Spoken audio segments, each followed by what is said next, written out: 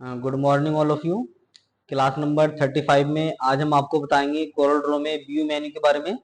इससे पिछले क्लासेस में हम फाइल मेन्यू और एडिट मेन्यू के बारे में बता चुके हैं और हम स्टेप बाय स्टेप आपको एक्सप्लेनेशन करेंगे। तो हमारे वीडियो को बिल्कुल भी स्किप ना करें, शुरू से लेकर आखिर तक हमारे साथ बने रहें। तो चलिए फ्रेंड्स, शुरू करते हैं आज का क्लास। व्यू मेन्यू, जैसा कि इसके नाम से ही पता लग रहा है कि हम इसमें जो भी ऑप्शन करेंगे वो व्यू से रिलेटेड होगा, यानी कि उसका व्यू किस प्रकार का होगा। तो सबसे पहला ऑप्शन है सिंपल वायर फ्रेम। तो मैं यहाँ पर एक रेक्टेंगल को इलिप्स बनाता हूँ और इसके आउटलाइन को मैं कर देता हूँ यहाँ से नन, और इसमें हम कोई भी कलर कर देंगे, ठीक है। अब उसके बाद में एक इलिप्स पे क्लिक करके एक छोटा सा इलिप्स इसके भीतर ही मैं और बनाता हूँ, और इसमें मैंने व्हाइट कलर को कर दिया है और इसके आउटलाइन को भी हम नन कर देंगे, ठीक है। दोनों को हम सिलेक्ट करके रखेंगे। मैं आपको ऑप्शन बता रहा हूं सिंपल वायर फ्रेम। इसको जब आप करेंगे तो उससे पहले आपको कुछ काम करना होगा, जैसा कि मैंने अभी किया। अब आपको जाना है इफेक्ट में और ब्लेंड में जाना है। यहाँ पे आपको टाइप करना है 120 और अप्लाई पे क्लिक करना है। तो कुछ इस तरह का आपको व्यू अभी देखने को मिलेगा, ठीक है फ्रेंड्स। अब मैं इस पे क्लिक करके सिंपल वायर फ्रेम पे क्लिक करूंगा तो पता लग जाएगा आपको कि हमने उसको बनाने के लिए किस किस ऑब्जेक्ट का यूज किया है, ठीक है। तो यहाँ पे आप आसानी से देख पाएंगे। अगर आप इसको यहाँ से हटा देंगे सिंपल वायर फ्रेम को तो क्लिक करके ये हटेगा ही नहीं, तो आपको नॉर्मल पे क्लिक करना होगा, ठीक है। अगर आपको डायरेक्ट इस तरह का देखने का मिले ऑब्जेक्ट तो आप थोड़ा समझना मुश्किल हो जाएगा कि इसको बनाने के लिए हमने कैसे यूज किया, ठीक है, क्या क्या हमने इसमें ऑब्जेक्ट बनाया। तो व्यू में जाके सिंपल सिंपल वायर फ्रेम पे क्लिक करके आप उसको आसानी से समझ सकते हो, ठीक है। नॉर्मल कर देंगे। फिर हमारा वायर फ्रेम, इस पे क्लिक करके पता लग रहा है कि ऑब्जेक्ट का जो आपने यूज किया था उसके बाद में किस टूल का इस पे आपने इफेक्ट डाला है, ठीक है। तो ब्लेंड का हमने इस पे इफेक्ट डाला है कि जब आप टूल बॉक्स से भी ब्लेंड का यूज करेंगे तो कुछ इस तरह से ही उसमें यूज होता है, ठीक है। नॉर्मल कर देंगे और फिर है ड्राफ्ट। तो नॉर्मल और ड्राफ्ट में थोड़ा बहुत ही अंतर होता है, ज्यादा अंतर आपको देखने को नहीं मिलेगा। मैं देखिए यहाँ से ड्राफ्ट करता हूं और फिर नॉर्मल करता हूं तो हल्का फुल्का ही यहाँ पे आपको इसका इफेक्ट देखने को मिलेगा ड्राफ्ट में और नॉर्मल में। फिर हमारा इनहेंस। तो इनहेंस करने से पहले मैं इसको आपको जूम करके दिखा दूं। जूम टूल लेंगे, ठीक है।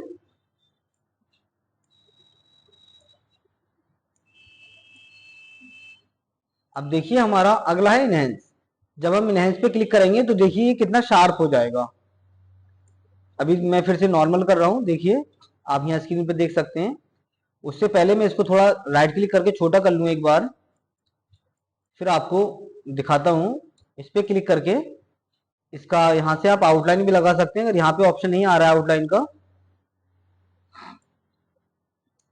तो यहां से भी हम आउटलाइन पे क्लिक करेंगे और इसके आउटलाइन को मोटा कर लेंगे, ठीक है। ओके। अब देखिए जब हम आउटलाइन पे इसके क्लिक कर रहे हैं तो ये सारा ही हमारा ब्लैक हो जा रहा है। तो हम इसको कंट्रोल जेड करते हैं और मैं आपको दूसरा इलिप्स बना करके दिखाता हूँ, ठीक है। इसमें मैंने कलर कर लिया और इसके आउटलाइन को मोटा कर लिया। ओके फ्रेंड्स, अब मैं इसको जूम करता हूँ।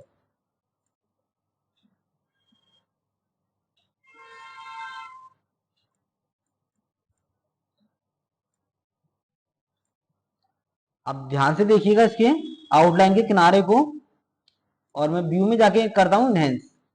देखिए इसका मैं आउटलाइन कलर भी बदल देता हूँ,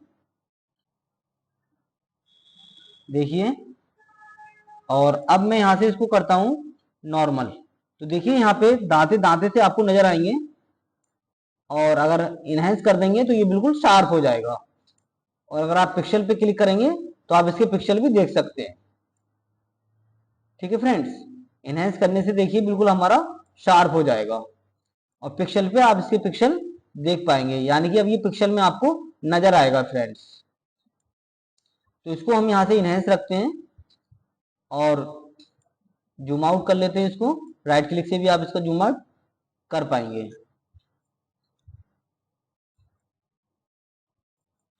चलिए इसको हम डिलीट कर देते हैं,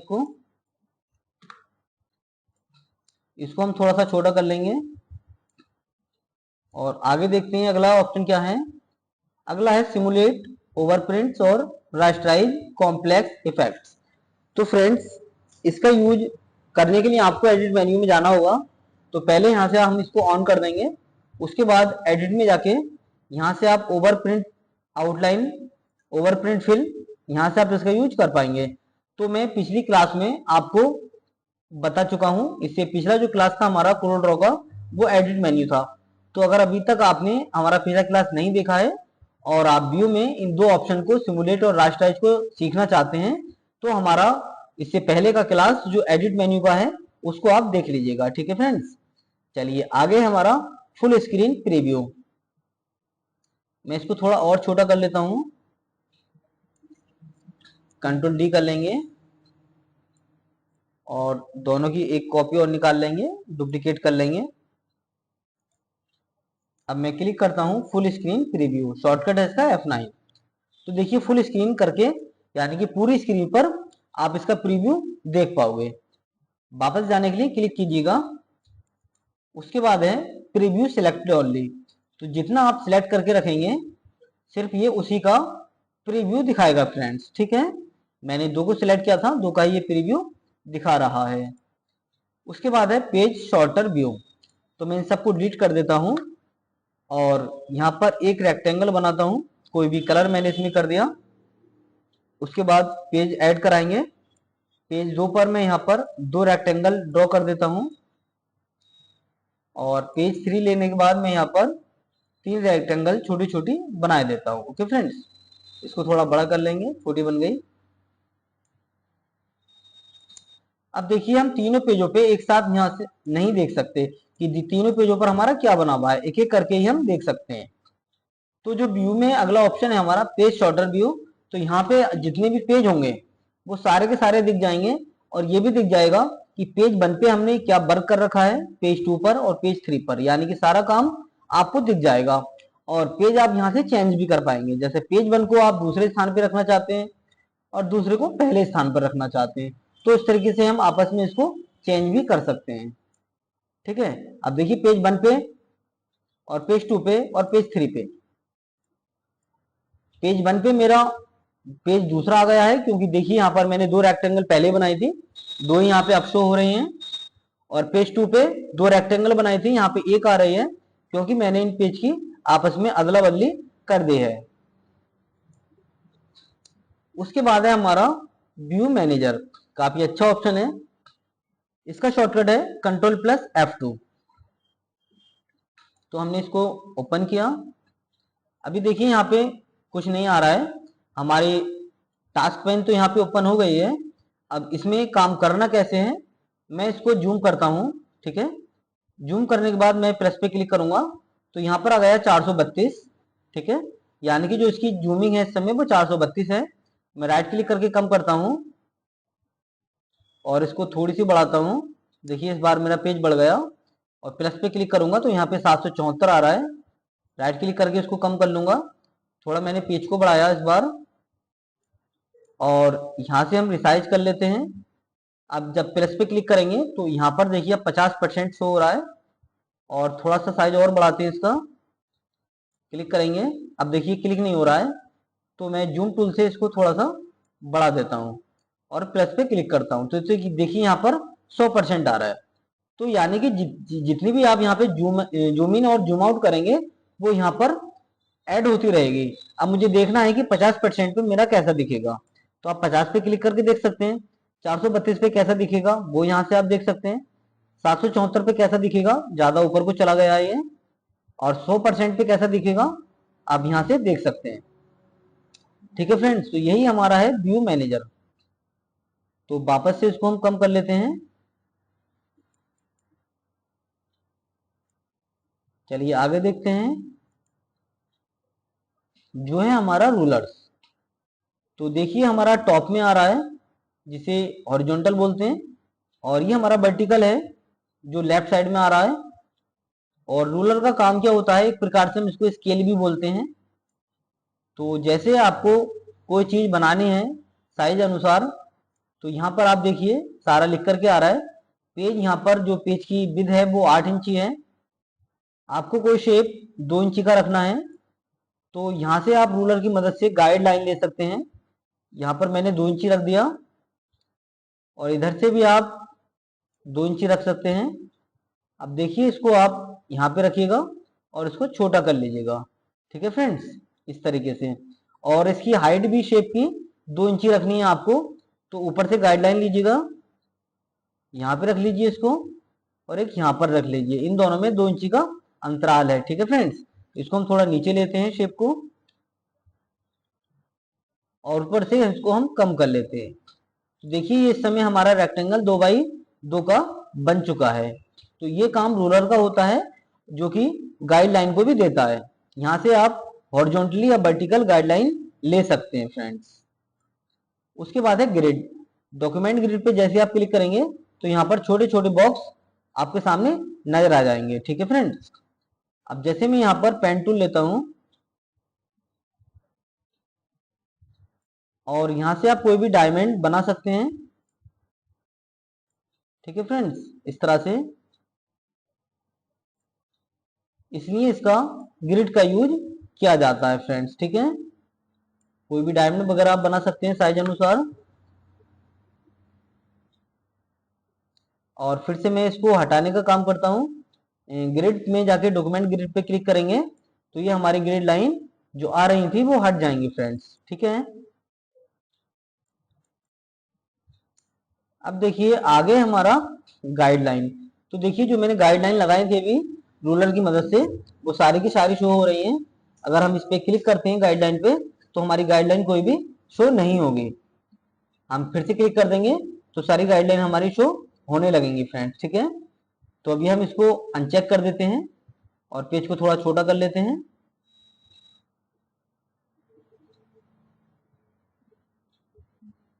अब देखिए आगे हमारा पेज। तो यहाँ पे पेज बॉर्डर पेज का शो हो रहा है। अगर आप पेज का बॉर्डर हटाना चाहते हैं तो आप यहाँ पे क्लिक करके व्यू में पेज बॉर्डर में जाके आप उसको बॉर्डर को हटा पाएंगे। क्लिक करने पर फिर आप इसका पेज बॉर्डर लगा सकते हैं। उसके बाद ब्लीड है। तो ब्लीड में देखिए कुछ इस तरह से आपका डॉट डॉट जो इसका पेज बॉर्डर है वो नजर आने लगेगा। फिर है प्रिंटेबल एरिया। इसका मतलब है कि अगर हमने कोई चीज बाहर बनाई है, हम देखना चाहते हैं ये प्रिंट होगा या नहीं होगा, और पेज में जाके हम प्रिंटेबल एरिया पे क्लिक करेंगे तो जो यहाँ पे आपको शायद क्लिक नहीं हुआ। देखिए यहाँ पे क्लिक तो हमारा हो गया है। मैं यहाँ से पेज बॉर्डर को हटाता हूँ,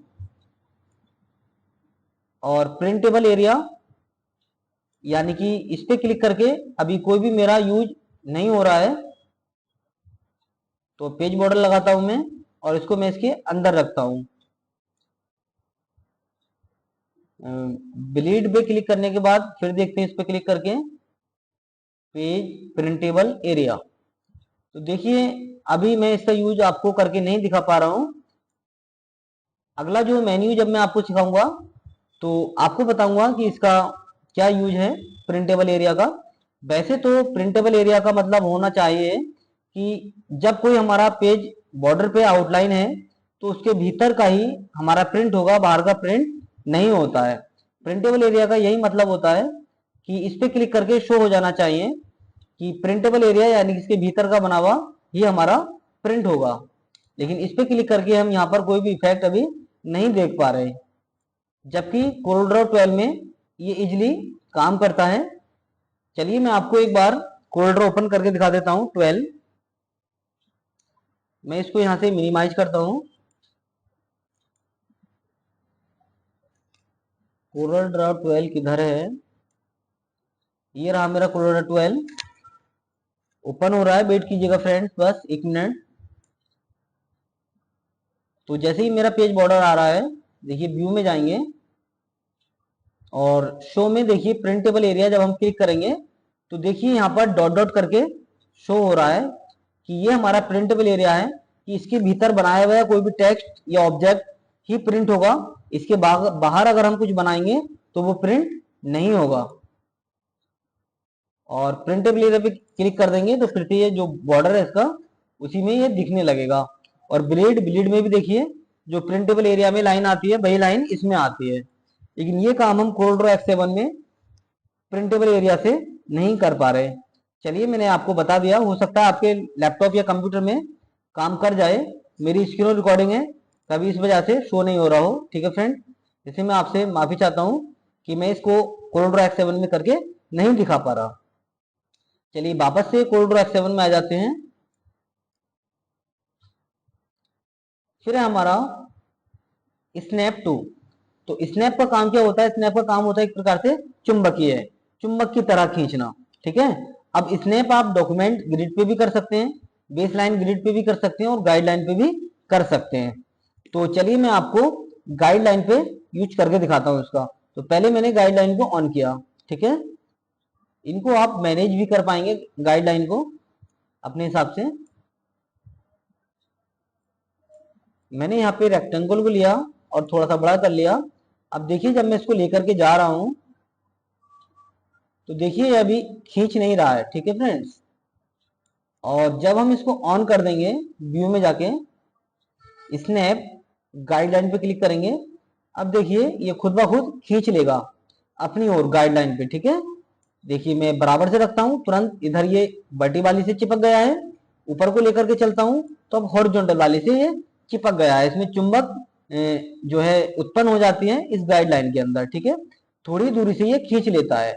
और अगर हम इसको बंद रखेंगे यानी कि गाइडलाइन हटा देंगे तब आप इसके बराबर में भी ले जाएंगे तब भी ये नहीं खींचेगा। देखिए बिल्कुल मैं नजदीक ला रहा हूं फिर भी ये दूरी बनाए रखा है, वरना अगर स्नैप अगर चालू होता तो ये अब तक इसको अपनी ओर खींच लेता। ठीक है फ्रेंड्स, उसके बाद है हमारा अलाइनमेंट गाइड।